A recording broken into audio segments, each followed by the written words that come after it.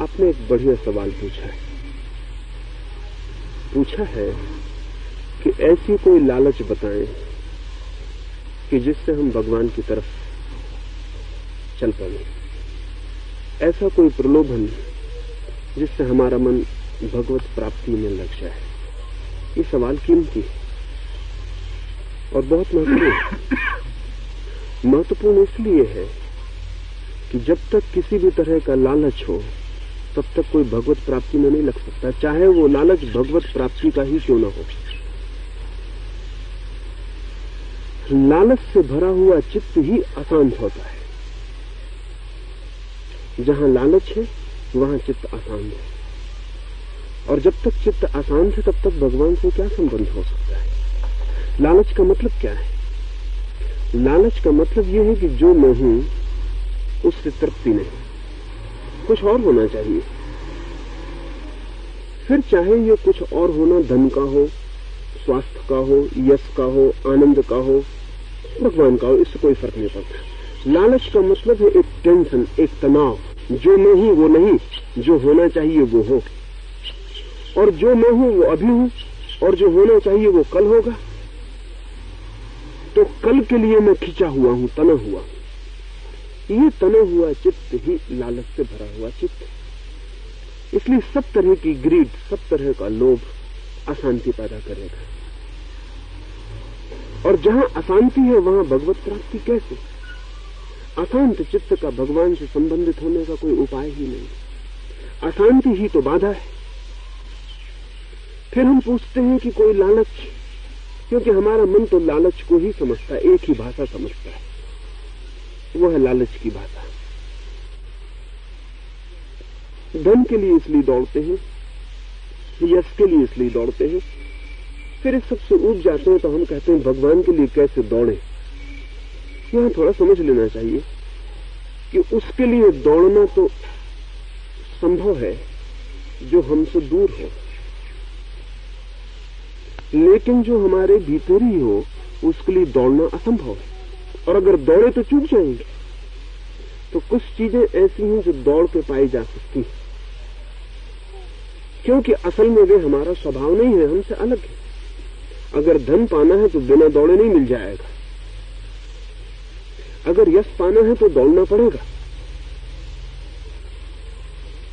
अब ये बड़े मजे की बात है कि धन के संबंध में लालच स्वाभाविक है, क्योंकि बिना लालच के धन पाया ही नहीं जा सकता। क्योंकि बिना दौड़े धन कैसे आ जाएगा? धन कहीं और है, आप कहीं और हैं, दौड़ना पड़ेगा। तो शायद आप पहुंच जाएं, फिर भी जरूरी नहीं कि पहुंच जाएं। लेकिन परमात्मा कहीं दूर नहीं है।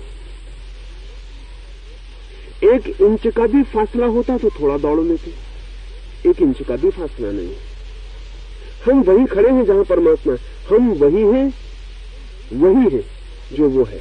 तो दौड़ेंगे कहां, खोजने कहां जाएंगे? जिसे खोया हो उसे खोज सकते हैं, और जिसे खोया ही ना हो उसे खोजा तो भटक जाएंगे, तो परेशानी में पड़ जाएंगे। मैंने सुना है एक आदमी ने शराब पी ली और वो रात बेहोश हो गया। आदत के बस अपने घर चला आया, पैर चले आए घर, लेकिन बेहोश था, घर पहचान नहीं सका।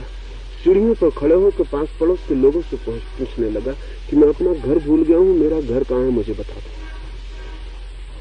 लोगों ने कहा यही तुम्हारा घर है। उसने कहा मुझे भरमाओ मत, मुझे मेरे घर जाना है, मेरी बूढ़ी माँ मेरा रास्ता देखती होगी, और कोई कृपा करो मुझे मेरे घर पहुंचा दो।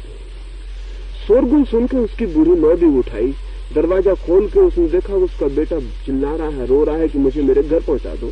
उसने उसके सिर पे हाथ रखा और कहा बेटा ये तेरा घर है, मैं तेरी माँ हूं। उसने कहा हे बुढ़िया, तेरी ही जैसी मेरी बूढ़ी माँ है, वो मेरा रास्ता देखती होगी, मुझे मेरे घर का रास्ता बता दो। और ये सब लोग हंस रहे हैं, कोई मुझे घर का रास्ता नहीं बताता, मैं कहाँ जाऊं, मैं कैसे अपने घर को पाऊं। तब एक आदमी ने, जो उसके साथ ही शराब पी के लौटा था, उसने कहा ठहर, मैं बैलगाड़ी ले आता हूं, तुझे तेरे घर पहुंचा देता। तो उस भीड़ में से लोगों ने कहा कि पागल, इसकी बैलगाड़ी में मत बैठ जाना, नहीं तो घर से और दूर निकल जाएगा, क्योंकि तू घर पर ही खड़ा हुआ है, तुझे कहीं भी नहीं जाना है, सिर्फ तुझे जागना है। तुझे कहीं जाना नहीं है, सिर्फ जागना है, सिर्फ होश में आना है, तुझे पता चल जाएगा तू अपने घर पर खड़ा है। और किसी की बैलगाड़ी में मत बैठ जाना, नहीं तो जितना जितना खोज पर जाएगा उतना ही दूर निकल जाएगा। हम सब वहीं खड़े हुए जहां से हमें कहीं भी जाना नहीं, लेकिन हमारा चित्त एक ही तरह की भाषा समझता है, जाने की, दौड़ने की, लालच की, पाने की, खोज की, उपलब्धि की। तो वो जो हमारा चित्त एक तरह की भाषा समझता है, अब आप पूछते हैं कि ग्रस्त असल में अगर ठीक से समझे तो जो पाने की, खोजने की, पहुंचने की, दौड़ने की, लोभ की भाषा समझता है, ऐसे चित्त का नाम ही ग्रस्त है। और ग्रस्त का कोई मतलब नहीं होता। जिसको इस तरह की लैंग्वेज भर समझ में आती है वो ग्रस्त है। और जो पाने की, दौड़ने की, खोजने की, पहुंचने की भाषा छोड़ देता है, पहुंचा ही हुआ हूं, पाया ही हुआ हूं, हुआ ही हुआ हूं, ऐसी भाषा समझने लगता है, उसका नाम सन्यासी। और अगर सन्यासी भी पहुंचने और दौड़ने की बात कर रहा हो तो ग्रस्त है, वो अभी सन्यासी नहीं, कपड़े बदल लिए होंगे, ये हो सकता है। लेकिन अगर वो ये कह रहा है कि पाना है परमात्मा को, तो अभी वो ग्रस्त, अभी वो सन्यासी हुआ ही नहीं। अभी उसने भाषा ही नहीं जानी कि सन्यासी होने का मतलब क्या है। सन्यासी होने का मतलब ये है कि पाने को कुछ है ही नहीं, जो भी पाने को है वो पाया ही हुआ है। लोभ करने का कोई उपाय नहीं है, क्योंकि जिसका हम लोभ करें वो हमारे भीतर ही बैठा हुआ है। और यदि हमने लोभ किया तो हम भटक जाएंगे, भीतर से कहीं और चले जाएंगे। और वही लोभ और लालच हमें भटका रहा है।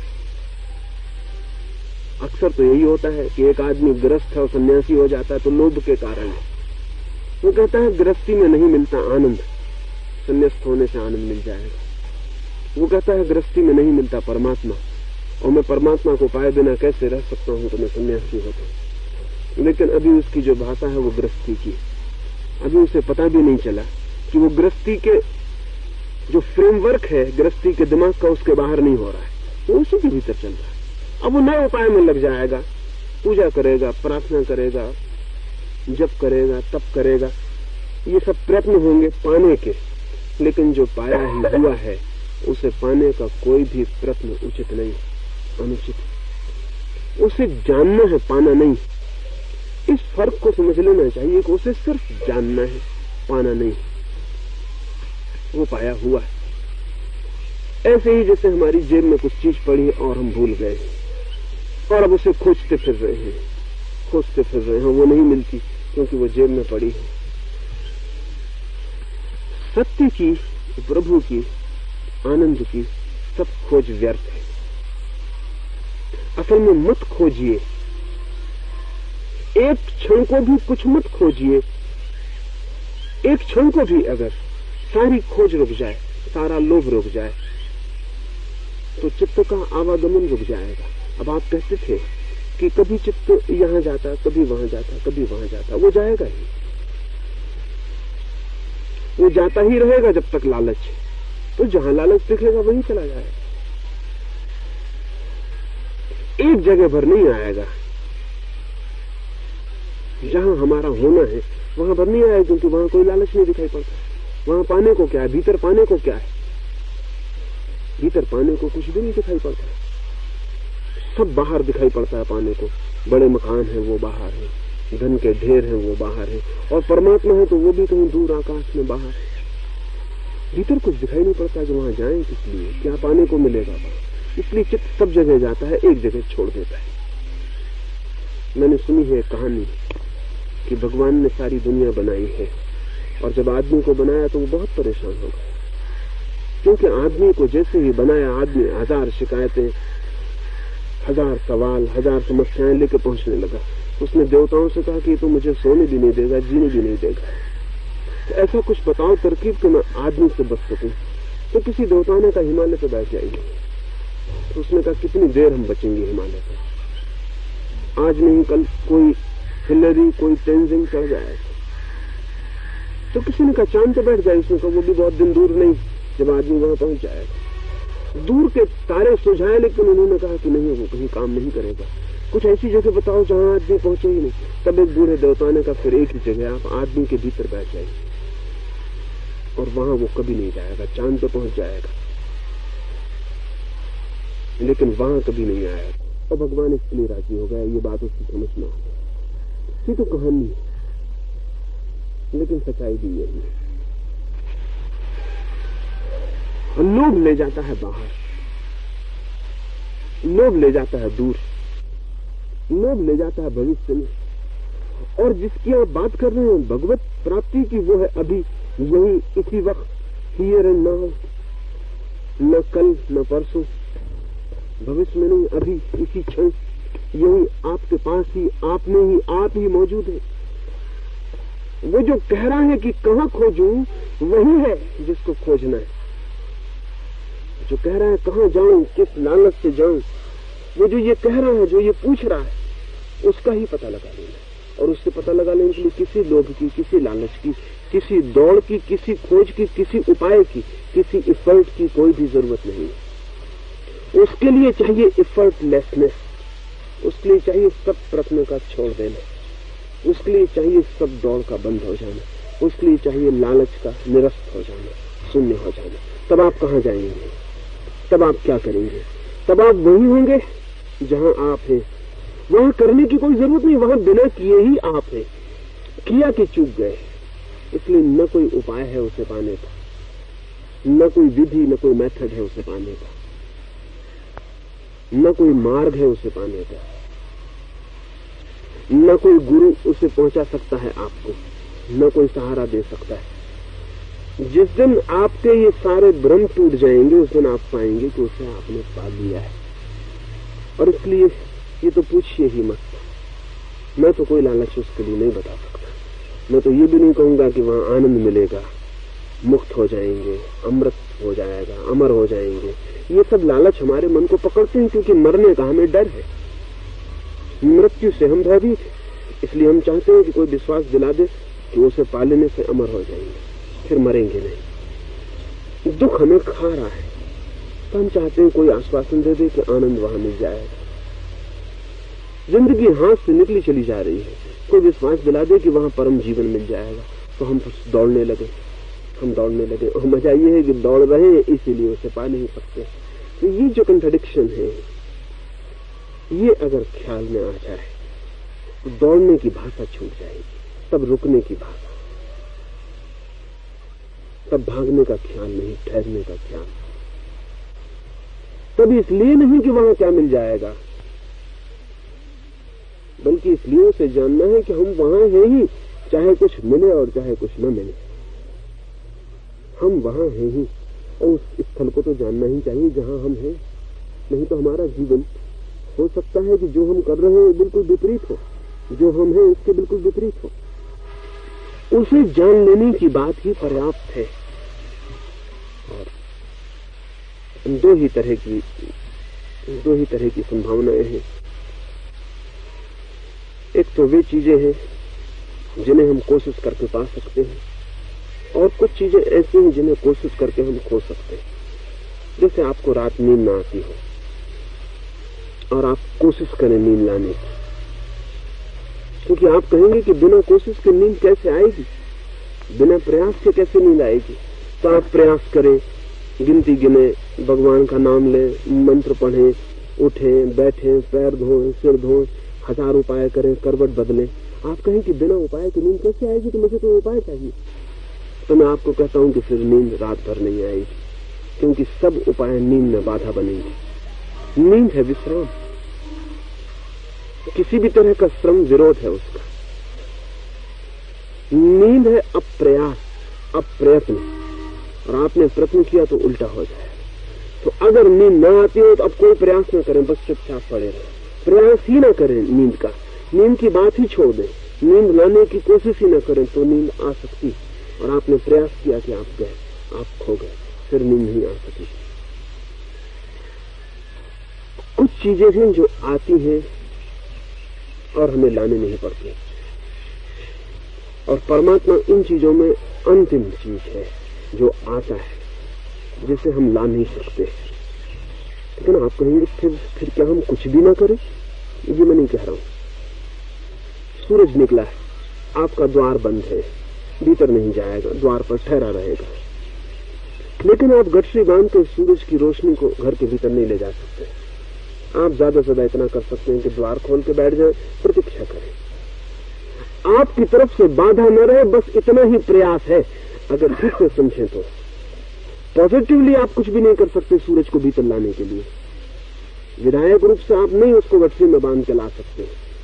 नेगेटिवली, नकारात्मक रूप से इतना कर सकते हैं कि आपकी तरफ से बाधा न रहे। सूरज आए तो आपकी तरफ से रुकावट न रहे। तो आप दरवाजा खोल सकते हैं, खिड़की खोल सकते हैं, फिर बैठ के प्रतीक्षा कर सकते हैं। सूरज आएगा, आप ला नहीं सकते, लेकिन आप रोक सकते हैं। इस बात को ठीक से समझ लेना चाहिए। आप ला नहीं सकते सूरज को भीतर, लेकिन आप आने से रोक जरूर सकते।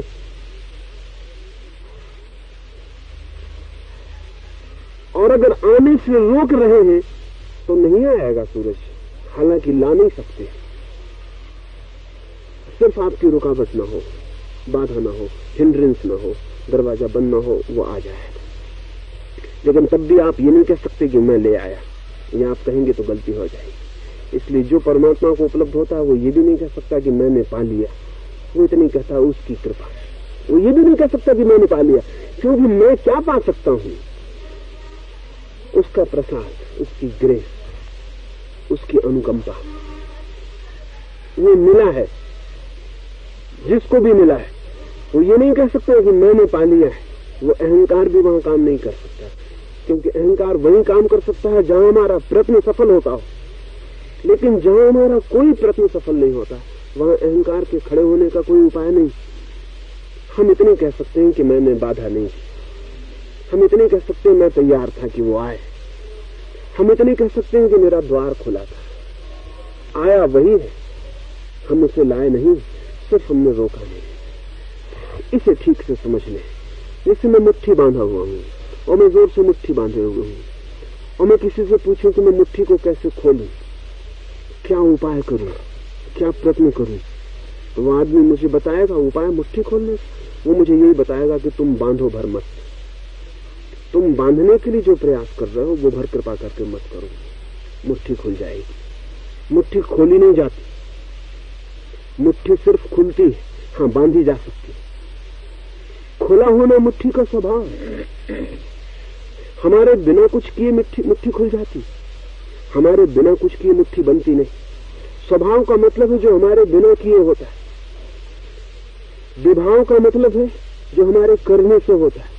परमात्मा हमारा स्वभाव, इसलिए करने से नहीं होगा, लेकिन हम कोशिश करके उसे खो सकते, हम उपाय करके उसे रोक सकते। मुट्ठी मुझे बांधनी पड़ती, खोलनी नहीं पड़ती। हालांकि भाषा में दोनों बातें हम कहते हैं कि मुट्ठी खोल रहे। खोलना बिल्कुल झूठा शब्द। खोलना क्रिया नहीं, बांधना क्रिया है। बांधने में एक्ट है आपका, खोलने में कौन सा एक्ट है? खोलने में इनेक्ट है, इनेक्शन है। कहना चाहिए कि खोलने में बांधना भर नहीं कर रहे हैं आप नहीं बांध रहे हैं, मुट्ठी खुल गई। इस बात को अगर ख्याल में ले ले तो परमात्मा को खोजना नहीं है, हमने कैसे खोया है ये बार समझ लेना है। यानी हमने किन तरकीबों से, किन उपाय से दीवारें और दरवाजे खड़े कर दिए हैं कि जो हमसे मिला ही हुआ है उससे भी मिलना मुश्किल हो गया है। तो पूछना ये नहीं है कि हम कैसे उसे पाएं, पूछना ये है कि हमने कैसे उसे खोया है।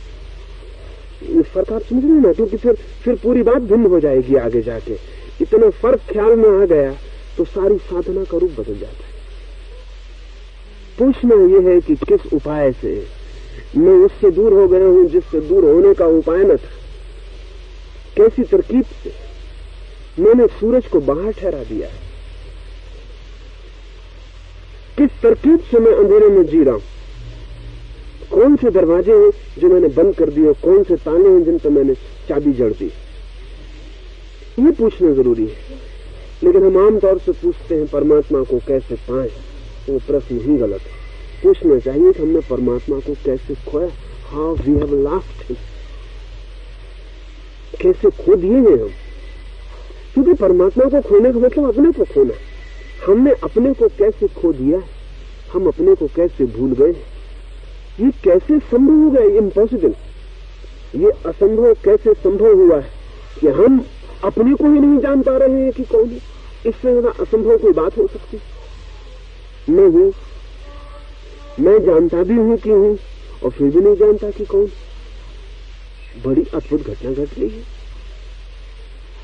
अगर दुनिया में कोई मिरेकल, कोई चमत्कार घटित हुआ है तो वो चमत्कार ये नहीं है कि किसी ने ताबीज बना दिया है हवा से, और किसी ने राख गिरा दी है हवा से, कि किसी ने किसी अंधे की आंखें ठीक कर दी। इस जगत में जो सबसे बड़ा चमत्कार हो गया है वो ये कि हम हैं, जानते हैं कि हैं, और पता नहीं कि कौन, और पता नहीं कहां से, और पता नहीं कहां के लिए जा रहे हैं। ये एकमात्र मिरेकल है, और ये कैसे संभव हुआ है ये समझना चाहिए। और अगर ये हमारी समझ में आ जाए कि ये कैसे संभव हुआ है तो कठिन नहीं है ये बात कि हम मुट्ठी बांधना बंद कर दें और मुट्ठी खुल जाए। कुछ तरकीबें हैं मन की जिनसे ये संभव हुआ है। पहली तो मन की तरकीब ये है कि वो आपको कभी वर्तमान में नहीं जीने देता, जीने ही नहीं देता। आप कभी वर्तमान में होते ही नहीं, यहां और अभी आप कभी नहीं होते।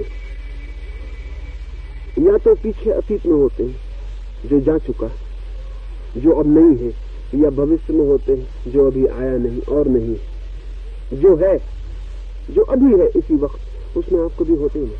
तो मन की एक ट्रिक है कि वो आपको वर्तमान से चुकाता रहता है, और वर्तमान से अगर आप चूक गए तो दरवाजा बंद हो गया, क्योंकि वर्तमान दरवाजा है सत्य का, अस्तित्व का, एग्जिस्टेंस का। अगर इसे ठीक से समझ लें कि अस्तित्व में न तो अतीत है कुछ और न भविष्य है कुछ, अस्तित्व तो सदा वर्तमान है, इसलिए आप परमात्मा के लिए पास्ट टेंस का या फ्यूचर टेंस का उपयोग नहीं कर सकते। आप ये नहीं कह सकते गॉड वॉज, ये नहीं कह सकते ईश्वर था। आप ये भी नहीं कह सकते गॉड विल बी, कि ईश्वर होगा। आप तो जब भी कहेंगे तब गॉड इज।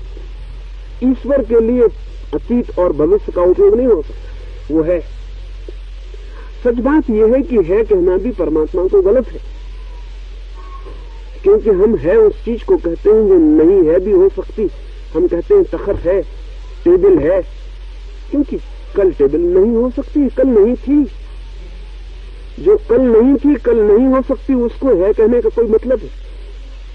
परमात्मा को है कहना भी मुश्किल है, क्योंकि वो है पन है। गॉड इज ऐसा कहना गलत है। इजनेस, वो जो होना है वही परमात्मा है, और वो सदा वर्तमान है। वो न कभी अतीत है न कभी भविष्य, और हम कभी वर्तमान में नहीं है। द्वार बंद हो गया। मैंने सुनी है एक कहानी कि एक आदमी, अंधा आदमी, एक बहुत बड़े भवन में कैद कर दिया गया है। हजारों दरवाजे हैं उस भवन में, सब बंद है, सिर्फ एक दरवाजा खुला है। और वो अंधा आदमी एक एक दरवाजे को टटोलते हुए घूमता है। दरवाजा बंद, दरवाजा बंद, दरवाजा बंद। घूमते घूमते घूमते उस दरवाजे के पास आता है जो दरवाजा खुला है, लेकिन उसे खुजान चली और उसने सिर खुजाया, वो दरवाजा चुप गया। वो फिर आगे के दरवाजे पर टटोल रहा है, वो फिर बंद है। फिर वो ऐसा घूमता है, घूमता है, घूमता है, फिर वहां आता है और फिर थक जाता है। सब दरवाजे बंद है, ऊब जाता है और फिर 2-4 दरवाजे नहीं टटोलता है, फिर वो दरवाजा चूक जाता है। लेकिन क्या करेगा अंधा आदमी? फिर टटोलना शुरू करता है। ऐसी कहानी चलती है कि वो बार बार उस दरवाजे को चूक जाता है जो खुला है, जहां से वो निकल सकता है वो चूक जाता है। कहानी के सच होने की कोई जरूरत नहीं, लेकिन हम वर्तमान के दरवाजे को निरंतर चूक जाते हैं, और वही खुला है सिर्फ। और बड़ा सकरा दरवाजा है, क्योंकि हमारे हाथ में क्षण का 1000वां हिस्सा ही होता है एक बार में, 2 हिस्से भी नहीं होते। उसमें क्षण का एक हिस्सा हमारे हाथ में, वही अस्तित्व है, बारीक लकीर एग्जिस्टेंस की वही है, और उसे हम चूक जाते हैं, क्योंकि मन या तो पीछे की सोचता रहता है या आगे की सोचता रहता है। तो मैं आपको ये कह रहा हूं कि कैसे आप चूक गए। आपसे ये नहीं कह रहा हूं कि कैसे आप पालेंगे, मैं कह रहा हूं कि इस भांति आप चूक गए। उस अंधे आदमी से मैं ये कहूंगा कि तूने खुजाया, उसमें तू चूक गया। अब किसी दरवाजे पे खुजाना मत, तू ऊब गया, घबरा गया, और 2-4 दरवाजे तूने बिना टटोले छोड़ दिए। ये अब तू मत घबराना, मत ऊबना, नहीं तो फिर चूकने का डर संभावना है। वर्तमान में होना, दरवाजे पर खड़े हो जाना। और ऐसा कभी नहीं हुआ कि जो आदमी वर्तमान में खड़ा हो गया है उस आदमी को परमात्मा से क्षण भर के लिए भी वंचित रहना पड़ा। ऐसा कभी हुआ ही नहीं। चित्त को वर्तमान में ले आना ही ध्यान है, वही मेडिटेशन है, वही समाधि है। और चित्त को वर्तमान से यहां वहां भटकाए रहना वही चंचलता है, वही उपद्रव है। और ध्यान में रहे कि हम आखिर वर्तमान से चूक क्यों जाते हैं। लोभ चुका देता है, लालच चुका देता है, क्योंकि लोभ हमेशा भविष्य की बातें करता है। लोभ वर्तमान की बात करता ही नहीं, करेगा कैसे? जो भी पाना है वो अभी तो पाया नहीं जा सकता। जो भी पाना है वो कल ही पाया जा सकता है, आगे ही पाया जा सकता है। इसी वक्त पाने का तो कोई उपाय नहीं, इसलिए लोग हमेशा भविष्य की भाषा बोलता है।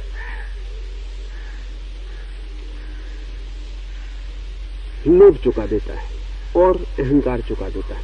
अहंकार सदा अतीत की भाषा बोलता है, पास्ट। जो पाया, जो मिला, जो किया, जो बनाया, वो सब पास्ट में। अहंकार सदा ही अतीत की भाषा बोलता है कि मैं फला आदमी का बेटा हूं। तो जो होगा उसका तो पता नहीं है, जो हो चुका है उसी का मैं दावा कर सकता हूं। मेरे पास इतने करोड़ रुपए होंगे, उनका तो दावा नहीं कर सकते आप। जो हो चुका है, मेरी तिजोरी इतनी बड़ी और मैं इतनी बड़ी कुर्सी पर रहा हूं, मैं कोई साधारण आदमी नहीं। वो जो समबडी हूं, मैं कुछ हूं, वो हमेशा पास से आता है। वो हमारे अतीत का संग्रह है जिसको हमने जोड़ के खड़ा कर लिया है। वो हमारा अहंकार है। अहंकार हमें पीछे ले जाता है, लोभ हमें आगे ले जाता है। और गौर से देखें तो लोभ और अहंकार एक ही चीज के दो हिस्से। जो लोभ पूरा हो चुका है वो अहंकार बन गया, जो लोभ पूरा होगा वो अहंकार बनेगा।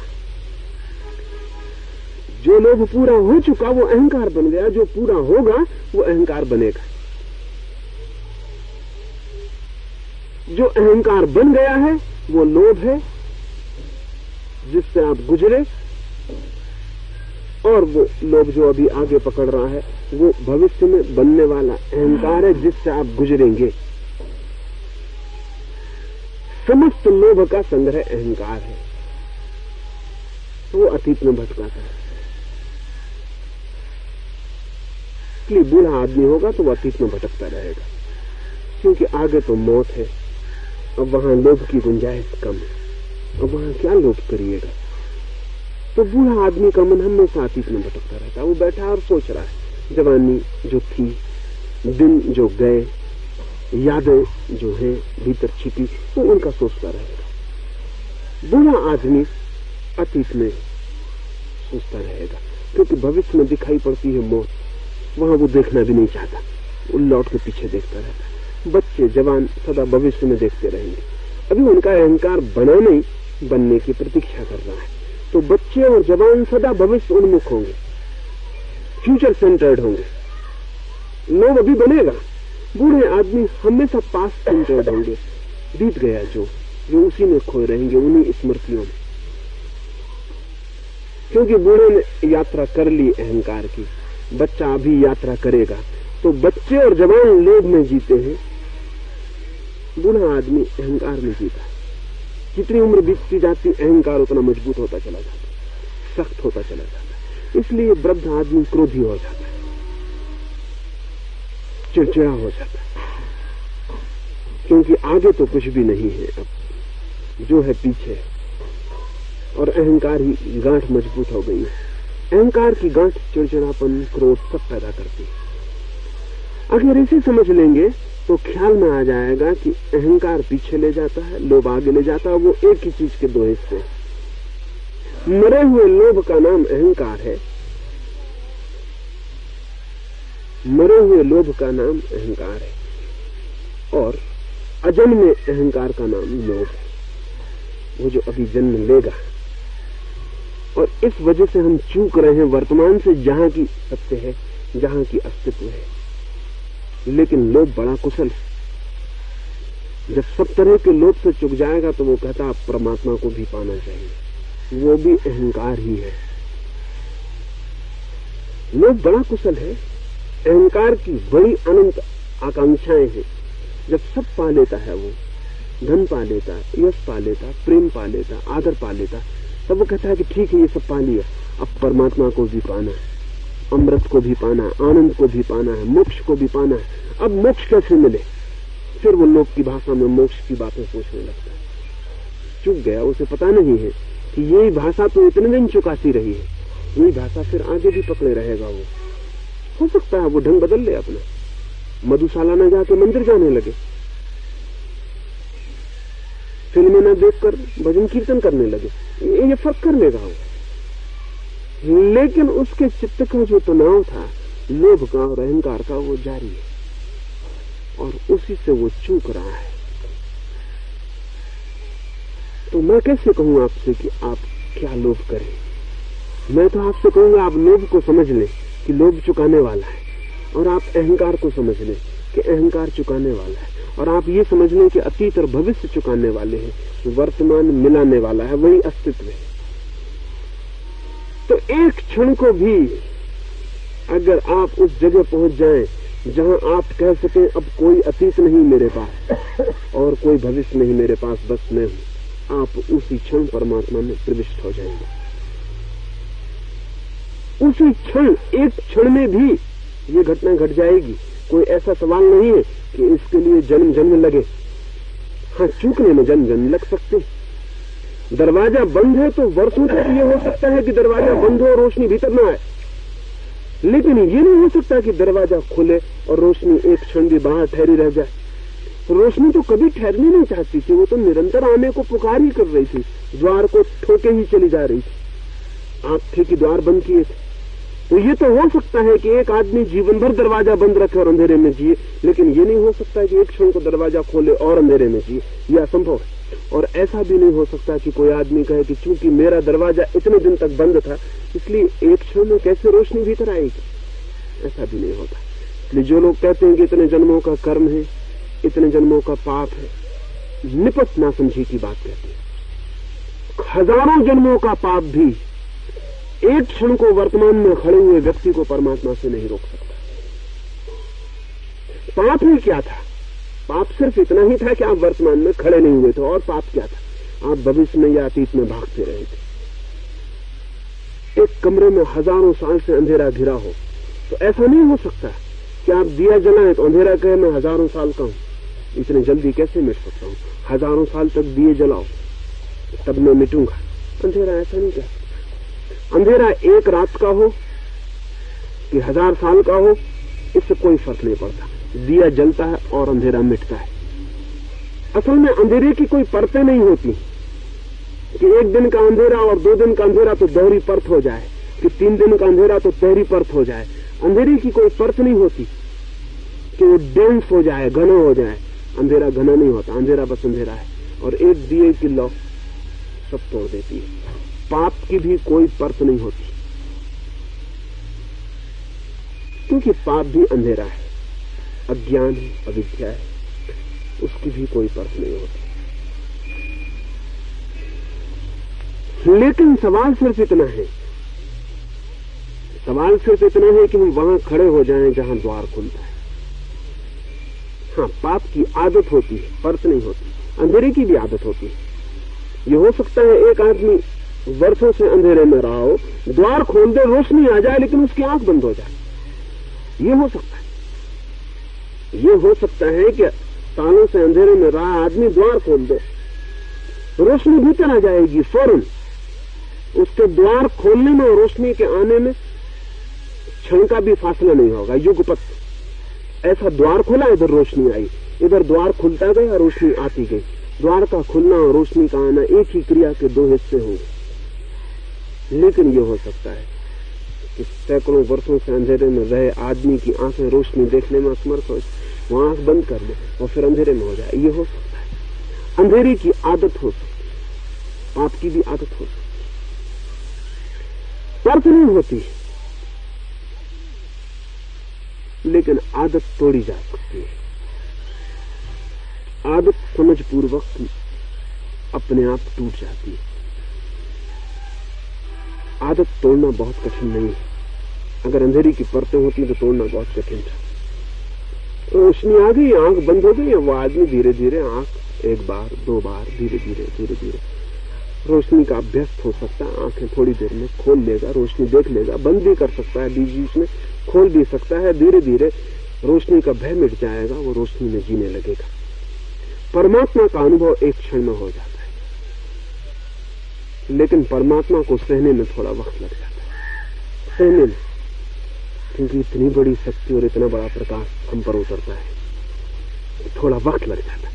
कई बार तो हम घबरा के वापस तक लौट सकते हैं, डर भी सकते हैं, क्योंकि आनंद भी अगर एकदम से उतर आए तो प्राणों को कपा जाता है।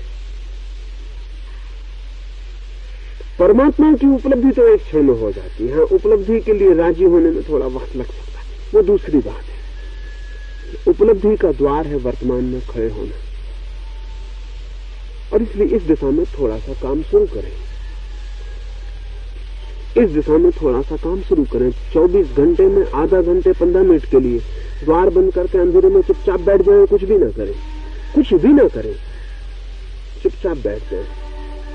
बोलने में ऐसा लगता है कि बैठना भी करना ही हुआ, बोलने में वैसे लगता है कि मुट्ठी खोलना भी करना हुआ, बोलने में भरा ऐसा लगता है। असल में बैठ जाने का मतलब है कि जो जो आप करते थे वो ना करें, जो जो कर रहे थे 24 घंटे वो ना करें। चुपचाप अंधेरे में बैठ जाएं आधा घंटे को, और ऐसा छोड़ दें अपने को कि हम कुछ कर ही नहीं रहे। जैसे सूखा पत्ता वृक्ष से गिरे, बस हवाएं उसको पूरब ले जाएं तो पूरब चला जाए, पश्चिम ले जाएं तो पश्चिम चला जाए, न ले जाएं तो गिर जाए जमीन पर, लेकिन अपनी तरफ से कहीं ना जाए। इस बात को थोड़ा समझ लें। एक गिरता हुआ पत्ता है, वृक्ष, सूखा पत्ता गिर रहा है नीचे, उसकी अब अपनी कोई इच्छा नहीं, अब उसे कहीं पहुंचना नहीं, अब उसे कुछ होना नहीं। अब तो हवाओं की इच्छा पर उसने छोड़ दिया अपने को, सरेंडर्ड, समर्पित है। हवाएं पूरब ले जाती हैं, पूरब चला, पश्चिम ले जाती हैं, पश्चिम चला, नहीं ले जाती हैं, गिर गया, उठा लेती हैं, आकाश में उड़ गया, नहीं उठाती हैं, जमीन पर विश्राम करता है। बस सूखे पत्ते का भाव समझ ले, और एक आधा घंटे के लिए द्वार बंद करके सूखे पत्ते हो जाएं, अपनी तरफ से कुछ ना करें। इसका मतलब ये नहीं कि सब होना बंद हो जाएगा, विचार चलेंगे, पर उनको हवाओं का धक्का समझे, इससे ज्यादा नहीं। हवाएं विचार इधर ले जाएं, जाने दें, हवाएं विचार इधर ले जाएं, जाने दें। आप न रोकें न ले जाएं, आप कोई भी काम ना करें, ले जाने का भी काम मत करें, रोकने का भी काम मत करें। आप बस साक्षी हो जाएं और देखते रहें कि सूखे पत्ते की तरह है, हवाएं जो कर रही हैं कर रही हैं, परमात्मा जो करवा रहा हो रहा। परमात्मा कह रहा बुरे विचार करो तो बुरे विचार हो रहे हैं, परमात्मा कह रहा अच्छे विचार करो तो अच्छे विचार हो रहे हैं। न हमें अच्छे से मतलब है, न हमें बुरे से मतलब है। हम निर्णायक ही नहीं, हम कोई डिसीजन नहीं लेते, हम कोई कुछ भी नहीं करते, हम सिर्फ ना कुछ होकर बैठ गए। बड़ा मुश्किल है, क्योंकि धार्मिक आदमी को निरंतर ये सिखाया जाता है, बुरा विचार छोड़ो, अच्छा विचार करो, बुरे विचार को मिटाने दो, अच्छे को लाओ। फिर आपने करना शुरू कर दिया, फिर आप उलझ गए चक्कर में, फिर आप वर्तमान में न हो सकेंगे, क्योंकि वर्तमान में बुरा विचार आया है और भविष्य में अच्छा विचार है। जिसको लाना है वो वर्तमान को हटाना है और भविष्य को लाना है। आप उपद्रव में पड़ गए, फिर वर्तमान में होना असंभव है। ध्यान के प्रयोग में आदमी बुरे भले का भी विचार नहीं करता, वो विचार ही नहीं करता, जो आता है चुपचाप देखता रहता है। जैसे सड़क पर खड़ा हुआ एक आदमी देख रहा है, लोग गुजर रहे हैं, अच्छे भी बुरे भी, रास्ता चल रहा है, वो चुपचाप खड़ा देख रहा है। आधा घंटे के लिए चुपचाप खड़े हो जाएं और देखते रहें, जो भी हो रहा होने दें, रोकें जरा भी नहीं, क्योंकि रोकना आपका कृत्य बन जाता है और आप काम में लग गए। और करें भी ना, राम राम भी ना करें, क्योंकि वो भी आपका कृत्य बन जाता है, आप फिर काम में लग गए। आप कुछ करें ही मत अपनी तरफ से, आप अपनी तरफ से बिल्कुल शून्य हो जाएं और जो हो रहा है आंख के पर्दे पर होने दें। जो भी गुजर रहा है गुजरने दें, आ रहा है आने दें, जा रहा है जाने दें।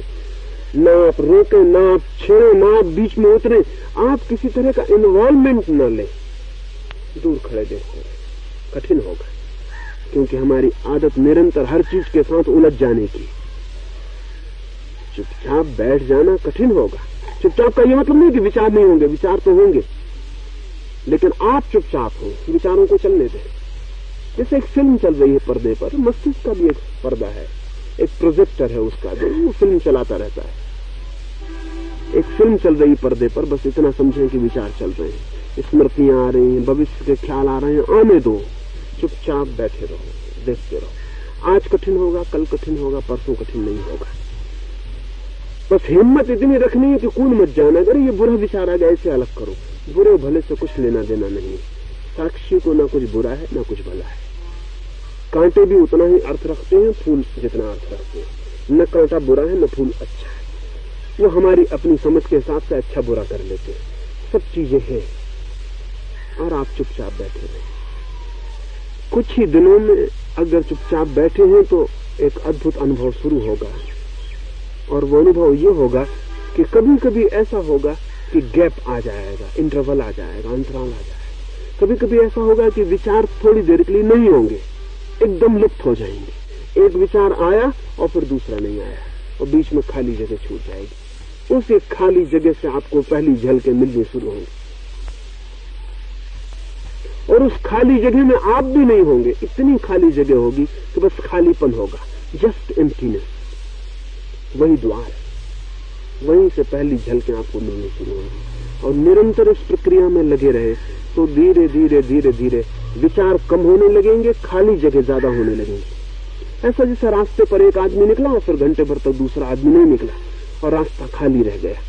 एक विचार आया पर्दे पर, फिर दूसरा नहीं आया, और बहुत देर के लिए पर्दा खाली सफेद रह गया। उस सफेदी में से, उस खालीपन में से, उस एम्प्टीनेस में से आपके पहले संपर्क परमात्मा से शुरू होंगे, क्योंकि उस क्षण में आप वर्तमान में होंगे। उस क्षण में ना आप अतीत में हो सकते ना आप भविष्य में हो सकते, क्योंकि विचार अतीत में ले जा सकता है, विचार भविष्य में ले जा सकता है। जहां विचार नहीं है वहां आप कहीं भी नहीं जा सकते, आप वहीं होंगे जहां है। विचार रहित हुए कि आप वर्तमान में हुए। वर्तमान में होने का अर्थ है विचार रहित हो जाना। लेकिन विचार रहित होने की कोशिश मत करना, नहीं तो कभी विचार रहित नहीं हो सकते। बस चुपचाप देखना विचार को, वो अपने से जाता है। जितना जितना हमारा देखना बढ़ता है उतना उतना विचार कम होता है, प्रोपोर्शनेटली। जितना हम जगते हैं भीतर उतना विचार खत्म होता है। जिस दिन हम पूरे जग जाते हैं उस दिन विचार नहीं रह जाता, और जहां विचार नहीं रहा और हम पूरे जगे हुए रहे, टोटली अवेयर, विचार गए, हम जगे हैं। अब हम कहां होंगे? अब हम वही होंगे जहां हम हैं। 1 इंच इधर उधर नहीं हो सकते। तब हम खड़े हो गए उस द्वार पर जहां से मिलन हो जाता है। और इसलिए इसे लोभ की भाषा में मत समझना। आनंद मिलेगा, लेकिन आनंद पाने की भाषा में मत समझना। आनंद आएगा, लेकिन आनंद को लक्ष्य मत बनाना। अमृतत्व मिलेगा, लेकिन अमृतत्व की चेष्टा मत करना। भगवत प्राप्ति होगी, लेकिन भगवत प्राप्ति की नहीं जा सकती। इस छोटे से बारीक भेद को समझ लेना।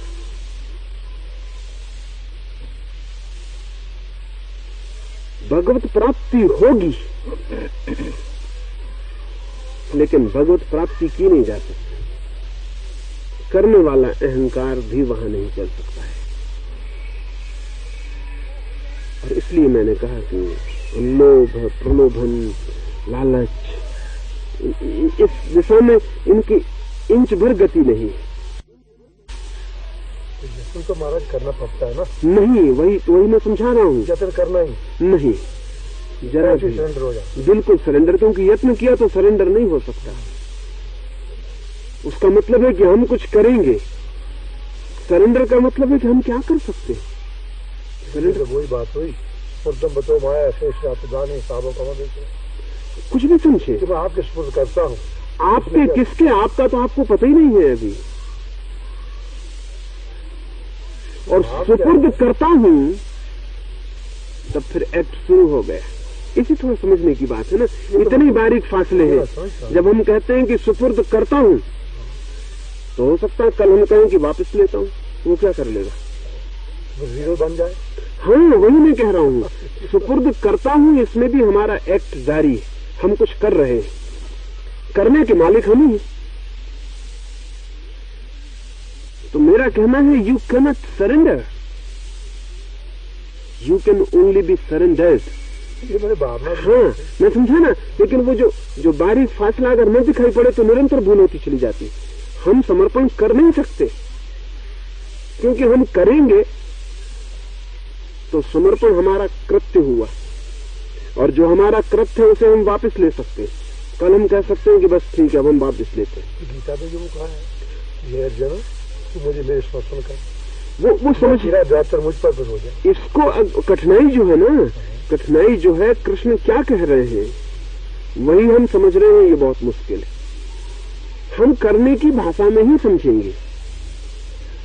असल में समर्पण का अर्थ ही है, समर्पण का अर्थ ही है कि तू कुछ भी ना कर, और जब आप कुछ भी नहीं करते समर्पण हो जाता है, क्योंकि फिर होगा क्या? समर्पण किया नहीं जा सकता, आप कुछ भी ना करें समर्पण हो जाता है। कुछ भी ना करने का अंतिम फल समर्पण है, और समर्पण भी किया तो चूक गया। ये इसको अगर हम ठीक से समझें तो समर्पण मैं कर रहा हूं, मैं करूंगा, अहंकार हो गया तो गड़बड़ हो गई सब। फिर समर्पण कैसे होगा? नहीं, समझना ये है कि मैं समर्पित हूं, मैं समर्पित ही रहा हूं। उपाय क्या है? सांस आपने ली है आज तक, लेकिन हम रोज यही कहते हैं कि मैं श्वास ले रहा हूं। श्वास सिर्फ आती जाती, आपने कभी भी ली नहीं आज तक जिंदगी में। किसी आदमी ने श्वास ली ही नहीं कभी, सिर्फ आती जाती। क्योंकि अगर हम लेते होते मौत दरवाजे पर आ जाती, हम कहते थोड़ा ठहरो, हम अभी श्वास जारी रखते। लेकिन हमें पता है कि मौत द्वार पर आई तो जो श्वास बाहर गई तो बाहर, फिर हम उसे भीतर भी न ला सकेंगे। लेकिन जिंदगी भर कहते हम यही है कि मैं श्वास ले रहा हूं, बड़ी भूल की बात करते हैं। सवाल ये है समझने का कि श्वास मैंने कभी ली है? सिर्फ आई गई है। मैं कहां हूं? मैं जन्मा हूं न मैं मरूंगा। जन्म भी हुआ है, मृत्यु भी होगी, श्वास भी चली है, विचार भी आए हैं, जीवन भी घटा है। Just happened. हमने कुछ किया क्या है? ये बोध हमारे ख्याल में आ जाए कि मेरे किए बिना सब हुआ है, ये समझ में आ जाए तो अब मैं क्या करूं? मैं कुछ भी नहीं करता, जो हो रहा हो रहा है। ऐसी स्थिति में समर्पण हो जाता है, वो आपको करना नहीं पड़ता, वो घट जाता है। और जब वो घटता है तब आप वापस नहीं लौटा सकते, क्योंकि आपने किया होता तो आप वापस लौटा सकते थे। आपने किया ही नहीं, घट गया, आप उसे वापस नहीं लौटा सकते। अमेरिका में एक नया चित्रकारों का एक मूवमेंट है, उसको वो कहते हैं हैपनिंग। चित्रों की प्रदर्शनी करते हैं। तो अगर 100 चित्र प्रदर्शनी में लगाए गए हैं तो दर्शक देखने आएंगे, तो हर चित्र के बगल में एक खाली कैनवस भी लगाते हैं, और खाली कैनवस के नीचे रंग और ब्रश भी रखे रहते हैं। फिर दर्शक देख रहे हैं, और किसी दर्शक को एकदम लगा और उसने ब्रश उठाया और उस खाली कैनवस पे कुछ पेंट किया,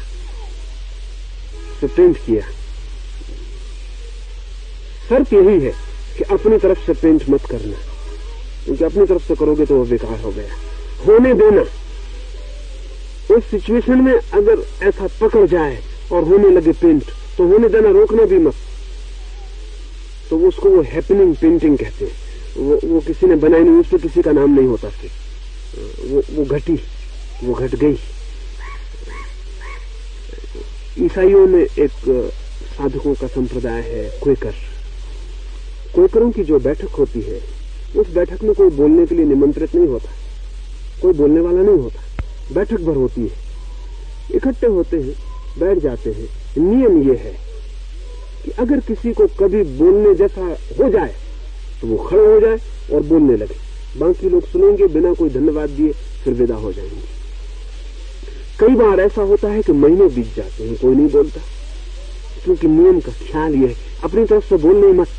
अगर ऐसा जरा भी लगे कि मैं बोल रहा हूं, फिर बोलने ही मत, क्योंकि वो पाप हो गया। हाँ, ऐसा लगे कि परमात्मा बोल रहा है, मैं हूं नहीं, ऐसा किसी दिन लगे तो खड़े हो जाना, बोल देना, हम सुन लेंगे और विदा हो जाएंगे। तो कई दफा महीनों बीत जाते हैं उनकी बैठक में, बोलना नहीं होता, लोग आके बैठते हैं, चुपचाप बैठे रहते हैं, फिर विदा हो जाते हैं। कभी कभी ऐसा होता है कि कोई खड़ा हो जाता है और बोलता है। वो जो रिकॉर्ड्स हैं उनके बोलने के, वो बड़े अद्भुत हैं, क्योंकि तब वो आदमी की भाषा नहीं होती, वो आदमी की बात ही नहीं, वो हैपनिंग हो रही है, उसकी प्रतीक्षा करनी पड़ती है। तो बैठे और शून्य हो जाए, और जो होता है होने दे। बाहर सड़क पर कुत्ते की आवाज होगी, हार्न बजेगा, बच्चे चिल्लाएंगे, सड़क चलेगी, आवाजें आएंगी, आने दे। विचार चलेंगे, आने दे। मन में भाव उठेंगे, उठने दे। जो भी हो रहा है होने दे। आप करता न रह जाएं, आप बस साक्षी रह जाएं, देखते रहें, ये हो रहा है, ये हो रहा है, ये हो रहा है, ये हो रहा है, देखते रहें, देखते रहें, देखते रहें। इसी देखने में वो क्षण आ जाता है जब अचानक आप पाते हैं कि कुछ भी नहीं हो रहा, सब ठहरा हुआ है, और तब वो आपका लाया हुआ क्षण नहीं, और तब आप एकदम समर्पित हो गए और आप उस मंदिर पे पहुंच गए जिसको खोज के आप कभी भी नहीं पहुंच सकते थे। और वो मंदिर आ गया है सामने, और द्वार खुल गया है। और जिस परमात्मा के लिए लाखों बार सोचा था कि मिलना मिलना मिलना, नहीं मिला था, उसे बिना सोचे वो सामने खड़ा है, वो मिल गया है। और जिस आनंद के लिए लाखों उपाय किए थे और कभी उसकी एक बूंद न गिरी, आज उसकी वर्षा हो रही और बंद नहीं होती। और जिस संगीत के लिए प्राण प्यासे थे, वो अब चारों तरफ बज रहा है और बंद नहीं होता। ये घटना घटती है, ये आपके घटाए नहीं घट सकती है, इसलिए आप अपने को हटा लेना और घटना को घटने देना। अपने को हटा लेना, अपने को बीच में खड़ा मत करना। आप हट ही जाना और घटना को घटने देना। बस इसको ही मैं भक्त का भाव कहता हूँ, या साधक की चेष्टा कहता हूँ। कहना नहीं चाहिए क्योंकि चेष्टा नहीं है ये, लेकिन भाषा में कोई और उपाय नहीं।